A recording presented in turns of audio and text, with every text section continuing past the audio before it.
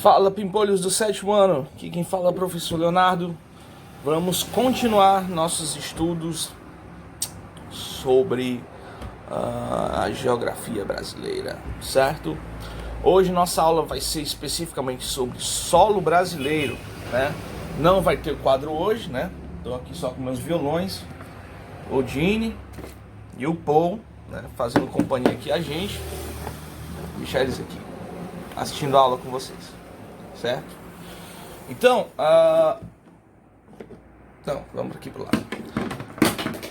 Aqui, galerinha, nós vamos caracterizar, ver a importância que o solo tem, né? Basicamente, o solo nos dá nossa maior subsistência, né? Se você for pensar, a agricultura ela é feita no solo, né? É importante também para construção civil o estudo do solo, muito importante para a própria agronomia, né?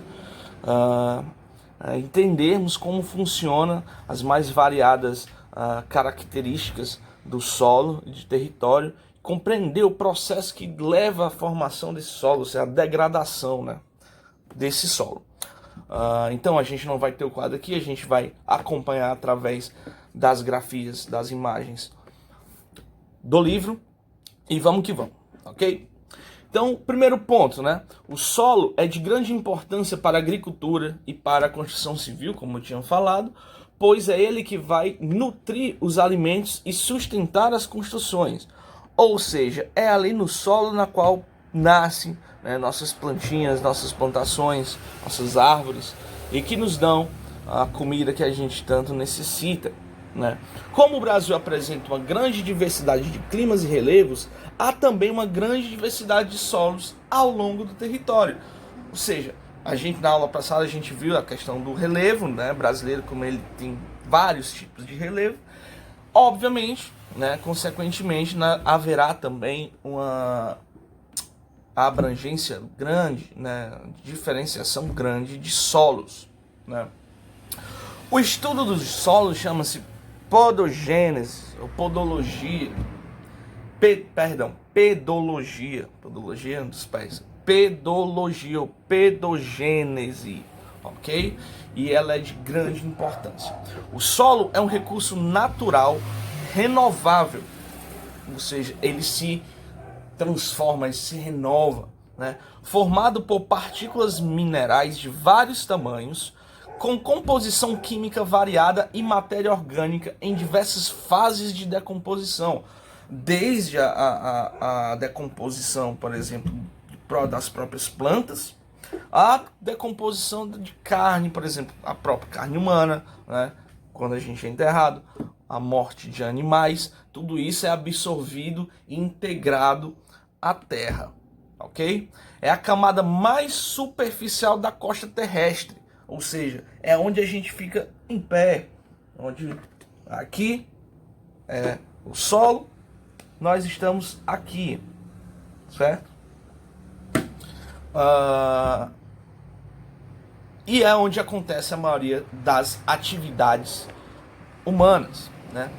Devido ao intemperismo, temperismo é ação dentro do solo que vai modificá-lo, né?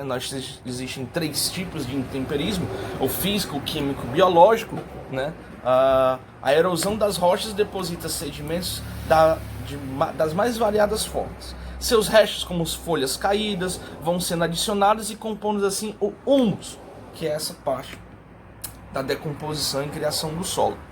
Paralelo a isso, alguns dos minerais menos resistentes ao intemperismo, né, que é a ação desses agentes físicos, químicos ou biológicos,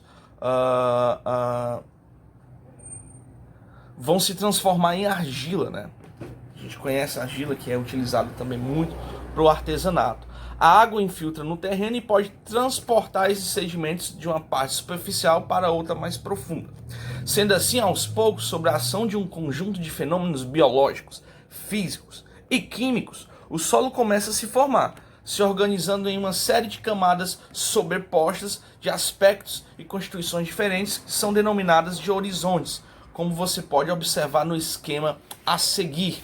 Então a gente tem esse primeiro esqueminha aqui, É muito importante a gente se ligar e vamos à análise dele.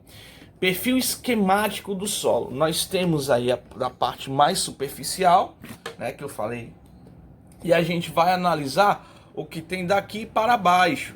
Essa parte aqui. Aqui nós estamos, nós vamos analisar aqui, ok? Então vamos lá. Essa primeira parte, o horizonte, com predominância de restos orgânicos, que é a parte realmente mais superficial. Então, a partir do momento que a gente recorta a terra e vai descendo mais um pouco, nós temos a parte A, né, que é horizonte mineral escurecido pela acumulação de matéria orgânica, né? Aí é onde a matéria vai se acumulando, né, e vai se transformando no próprio solo. A parte E, né, que é o horizonte de cores claras, de onde as argilas e outras partículas de matérias orgânicas se constituem, ou seja, uma parte mais, como já está dizendo, argilosa, mais densa, né? Nós temos a parte B, né, o horizonte de acumulação de matérias provenientes dos horizontes superiores, nomeadamente argilas. Pode apresentar cores avermelhadas devido à presença de óxidos e de hidróxido de ferro. Um pouco mais abaixo nós temos o C, horizonte constituído por matéria não consolidada. E aqui o R, que é a parte onde não tem mais solo. Aqui já é rocha consolidada, dura. Então aqui acaba a parte do solo, ok? Entendido? Simples. Quanto mais baixando, vai vários tipos de solos até chegar à parte da rocha consolidada. Quanto maior for a quantidade de matéria orgânica, maior a fertilidade do solo. Quanto mais variados tipos de composições orgânicas tem no solo, mais frutífero, mais próspero ele se torna. E aí partimos para a análise de os tipos de solo brasileiro, certo? Nós temos aí, primeiro, no Brasil existem alguns tipos de solo predominantemente, que são os principais, que eles predominam.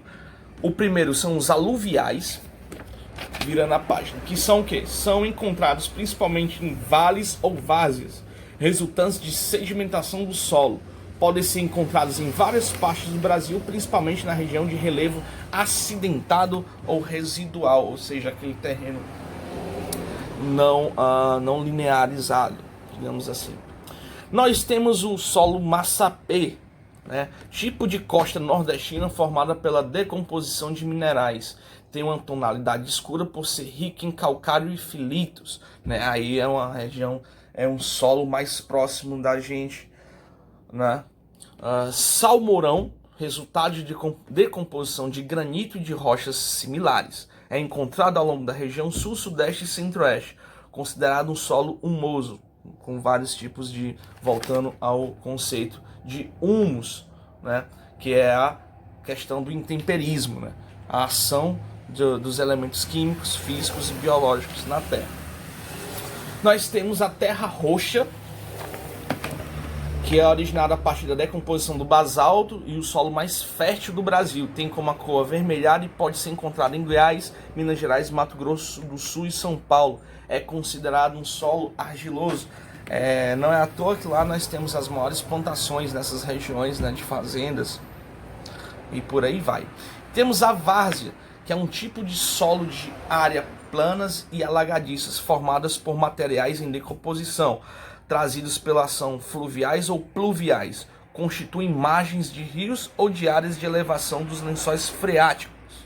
A várzea se difere das áreas pantanescas, pois nem sempre estão alagadas. São os pântanos que sempre estão alagadas. Essa é a grande diferenciação.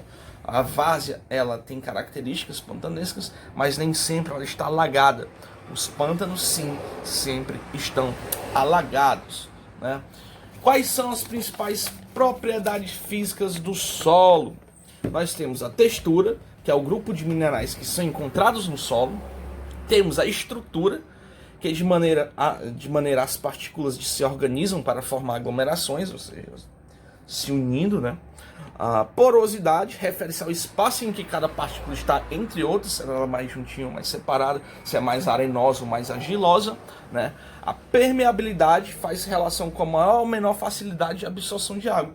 Se aquele solo absorve ou não tanta água. É como se pegasse algumas plantinhas, por exemplo, o cacto, ele floresce na região de solo desértico, na qual não tem tanta permeabilidade, né? Ou seja, ela não entra tanta água, né?